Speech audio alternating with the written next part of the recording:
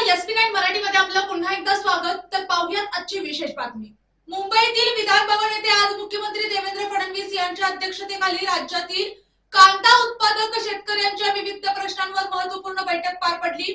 दरवर्षी उद्भवणाऱ्या कांदा दरातील चढ उतार व शेतकऱ्यांना होणाऱ्या आर्थिक फटक्यांच्या पार्श्वभूमीवर या बैठकीत कायमस्वरूपी उपाययोजना करण्यावर भर देण्यात येत आहे।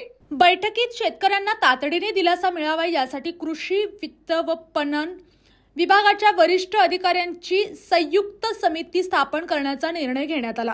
ही समिती तात्काळ तसेच दीर्घकालीन उपाययोजना सुचवणार असून कांदा दर स्थिरता, साठवणूक व्यवस्था, निर्यात धोरण आणि बाजार व्यवस्थापन याबाबत ठोस आराखडा तयार करण्याचे निर्देश देण्यात आले।